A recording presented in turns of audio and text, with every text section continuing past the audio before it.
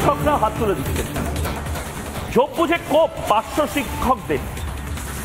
আমি জানি না এই মুহূর্তে পার্শ্ব শিক্ষকরা কি করবেন। বাতিল প্রায় 26,000 চাকরি, আর দায়িত্ব বাড়ল পার্শ্ব শিক্ষকদের ওপরে। পার্শ্ব শিক্ষকরা বললেন আমরা বয়কট করব। স্কুল বয়কটের পথে যেতে চলেছে এই মুহূর্তে পার্শ্ব শিক্ষকরা। এই মুহূর্তে বড় ব্রেকিং নিউজ, বোর্ডের ওপর বিস্ফোরা। পার্শ্ব শিক্ষকদের স্কুল বয়কট। রাজ্য জুড়ে আগামী 3 দিন 42,000 পার্শ্ব শিক্ষক স্কুল বয়কট করবে।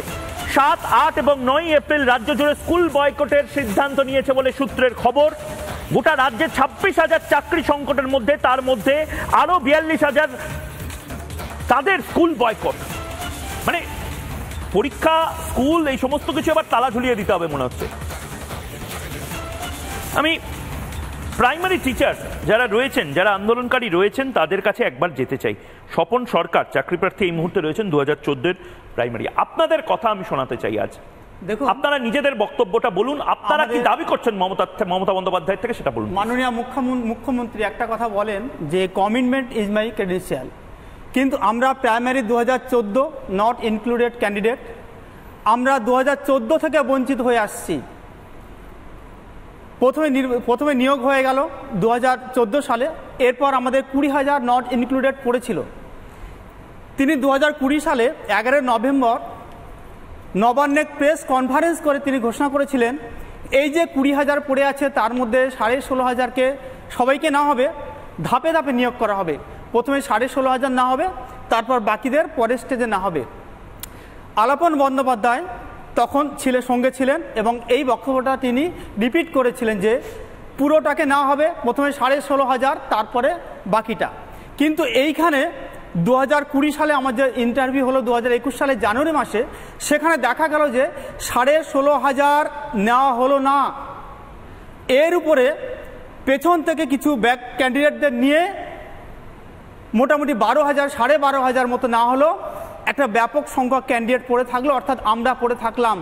আমরা তখন জানতে পারলাম যে আমাদের যাদের আমরা 16,500 থেকে 20,000 মধ্যে যারা ছিলাম তাদের না হলো না, তাদের বঞ্চনা করা হলো, আর বাইরে থেকে কিছু ক্যান্ডিডেটদের নিয়ে না হলো। এবং তখন মানিকবাবু ঘোষণা করলেন যে প্রাইমারিতে নিয়োগ কমপ্লিট হয়ে গেছে। তাহলে 16,500 যদি না হয় 3,500 কোথায় গেল? এই আমাদেরকে বাদ দেওয়া হলো কেন? আমাদের সবার কাট অফ মার্ক আমরা পরে দেখলাম, লাস্ট এমপ্যানেল ক্যান্ডিডেট যারা ছিলেন সেখানে তাদের তুলনায় আমাদের কাট অফ মার্ক অনেক বেশি। তারপরে সেখানে র্যাঙ্ক জাম্প করা হলো, ক্যাটাগরি মেনটেন করা হয়নি। যারা ইন্টারভিউ দেয়নি, যারা পরীক্ষা দেয়নি, যারা সাদা খাতা জমা দিয়েছে, এমন অসংখ্য ক্যান্ডিডেটকে চাকরি দেওয়া হলো। তাহলে তিনি যে বলেন যে কমিটমেন্ট, এই কমিটমেন্টের উপরে তিনি যত আমি শুনছি, কিছু মনে করবেন না। আমি আগের দিনই সুমন বাবুদের সাথে কথা বলছিলাম, ওদের তাও ওয়েমারটা বা হার্ড ডিস্কটা পাওয়া গেছে। যারা এই যে প্রাইমারির যে যাদের চাকরি হয়তো শিখেই চলে আছে, তাদের নাকি ওয়েমারটাও পাওয়া যায়নি। এরকম ভয়ঙ্কর অবস্থা, ভয়ঙ্কর। কিন্তু সেটা তো পরিষ্কার বলছেন না। 1 বছর আগে কোর্টে রায় বেরিয়েছে, সিবিআইকে তথ্য দিতে বলা হয়েছে, পর্ষদকে দিতে বলা হয়েছে, কিন্তু 1 বছর যাবৎ কোনো তথ্য সেখানে সার্চ করা হচ্ছে না।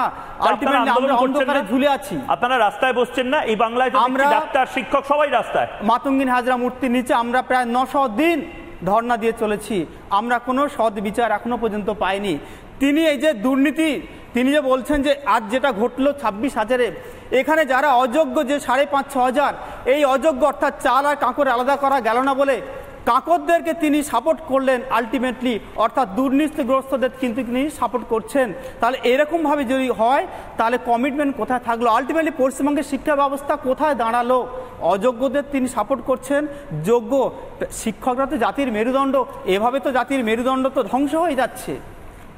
আমি সুমনবাবু, আমি বারবার বলছি, মানে একটা ভয়ঙ্কর দিক। আমি বিকাশ রঞ্জন ভট্টাচার্যের সাথে যখন কথা বলছিলাম তখনও বলছিলাম, মানে আপনাদের 26,000 প্লাস এই প্রাইমারি টিচারদের প্রায় 60,000, তারপরে পাহাড়ের চাকরি আটকানো, ICDS, এত ছেলে মেয়ে তারা স্বপ্ন দেখতো একসময় বাংলাতে তারা শিক্ষক হবে, আর এখন জবাব চায় বাংলাতে প্রতি সন্ধ্যাবেলা আপনাদেরকে আসতে হচ্ছে স্কুল কলেজ সমস্ত কিছু বন্ধ করে রাস্তায় বসছেন বা স্টুডিওতে আসছেন। এই জীবন কি আপনারা চেয়েছিলেন?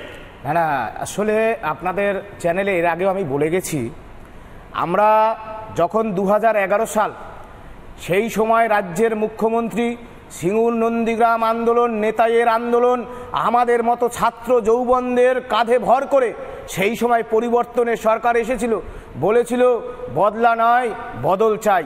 তারপরে আমরা আশায় বুক বেঁধেছিলাম, কিন্তু যদি শিক্ষক নিয়োগ ধরেন তাহলে দেখবেন এই আমাদের মাননীয় চেয়ারম্যান ছিলেন এসএসসি চিত্তরঞ্জন মণ্ডল, তার আমলে কিছু একটু নিয়োগ হয়েছিল। তারপর এসএসসি 2016 দেখছেন দুর্নীতিতে ভরা আমাদের চাকরি চলে গেছে। এই বাংলায় প্যারা টিচাররা আন্দোলন করছে 42,000। আমরা বলছি তো সংগ্রামী যৌথ মঞ্চ, আমরা দীর্ঘদিন ধরে 802 দিনের বেশি দিন ধরে আন্দোলন করছি। আমি জাস্ট বলছি যে প্যারা টিচারদের কি অবস্থা, বয়কট করবে বলছি আমি, প্যারা টিচারদের কি অবস্থা, ময়ূকদা জাস্ট একটা মিনিট, প্যারা টিচারদের কি অবস্থা, তাদের যে বেতন দেওয়া হয় সেই বেতনে এক কলকাতার শহরে যারা পরিচালিকার কাজ করে তার থেকেও কম বেতন দেওয়া হয়, ওই বেতনে পরিবার চলে না। তাদের সমকাজে সমবেতন না হলেও অন্তত একটা ন্যূনতম স্কেল দেওয়া হোক, এই দাবি আমরা রাখছি এবং রাজ্য সরকার এই দাবি মেনে নিক। বিদ্যালয় শিক্ষা ভেঙে গেছে, আপনি দেখছেন এনএসকিউএফদের 6 মাস 7 মাস 3 মাস মাইনা নেই, এবং কি ভয়ঙ্কর অবস্থা এনএসকিউএফদের, যে বেসরকারি তারা কেন্দ্রীয় সরকারের কাছ থেকে সর্বশিক্ষা অভিযান থেকে যে 60-40 রেশিওতে টাকা পায়, অথচ তাদেরকে বেতন দেওয়া হয় না।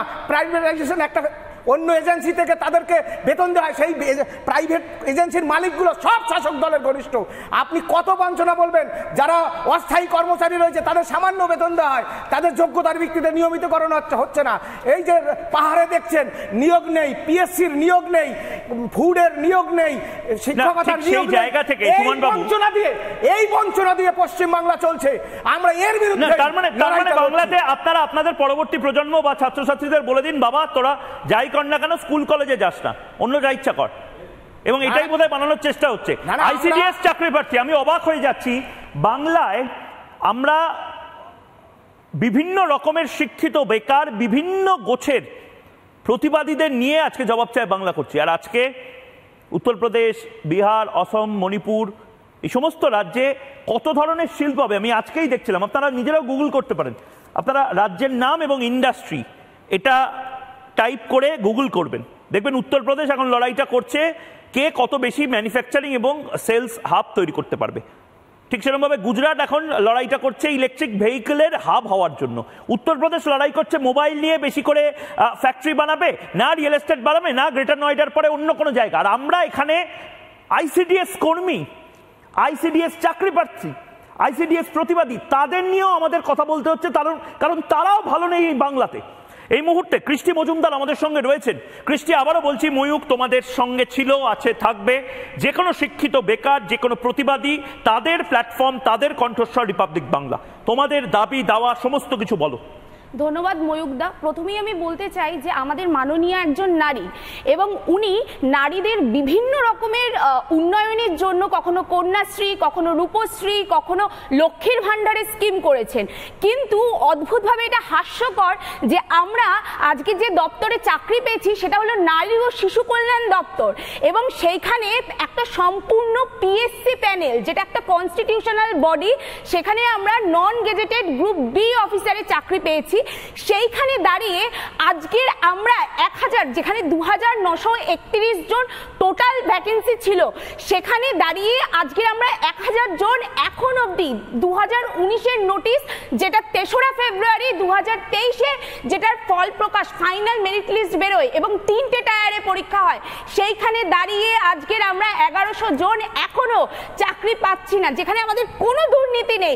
প্রত্যেকবার প্রত্যেকটা ফেজে আমাদের ফল প্রকাশে হয়েছে, আমাদের নম্বর সহ ফল প্রকাশ হয়েছে। সেইখানে আজকের অগস্ট মাসে, আমাদের 2023-এর অগস্ট মাসে সবার পিভিআর মেডিকেল কমপ্লিট হয়ে যায়, সেইখানে 136 জন র্যান্ডমলি চাকরি পায়। তারপর আমাদের নারী ও শিশু কল্যাণ দপ্তরের ডিরেক্টর ম্যাম, উনি হঠাৎ করে ওনার মনে হয় যে র্যাঙ্ক ওয়াইজ দিই, সেখানে 1857 জন এখন অবধি চাকরিটা পেয়েছে।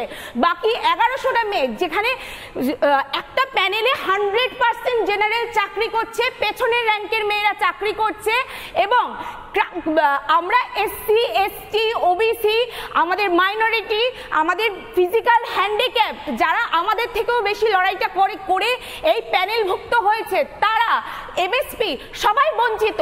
আজকের আমাদের 6ষ্ঠ দিন আমাদের কলেজ স্কোয়ারে ধর্ণা চলছে।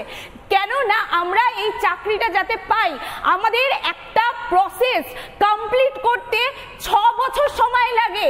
6 বছর ধরে একটা প্রসেস হচ্ছে। ডিপার্টমেন্টে গেলে না ডিরেক্টর ম্যাম কিছু বলতে পারেন, ওনার হচ্ছে আজ নয় কাল, না হলে আমাদের স্টাফ প্রচন্ড এফিশিয়েন্টলি কাজ করছে। এতই এফিশিয়েন্টলি কাজ করছে যে 5 মাস পর 4 মাস পর লিস্ট 50 জনের করে বেরোচ্ছে। আর এতই এফিশিয়েন্টলি ওনারা কাজ করছেন। আমরা বিভিন্ন দপ্তরে গেছি, আমরা শশী পাজা ম্যামের সাথে পর্যন্ত দেখা করার, যিনি আমাদের নারী ও শিশু কল্যাণ দপ্তরের মন্ত্রী, মাননীয় শশী পাজা ম্যামের সাথে আমরা দেখা করার চেষ্টা করেছি। আমরা প্রিন্সিপাল সেক্রেটারির সাথে দেখা করেছি, কেউ দেখা করেনি আমাদের সাথে। আমাদের বারবার অ্যাডিশনাল সেক্রেটারির কাছে পাঠিয়ে দিয়েছে। আজকের আমরা জবাব চাই, আমরা আমাদের চাকরিটা কবে পাবো? আজকে লক্ষ্মীর ভান্ডার দিয়ে শুধু ভাতার নামে নারীর ক্ষমতায়ন, ভাতা শুধু নারীর ক্ষমতায়ন, আর নারীর ক্ষমতায়ন নেই। আমরা যে এই কষ্ট করে আমাদের অর্জিত ডিগ্রিগুলো পেয়েছি, সেগুলো আমরা কি করব?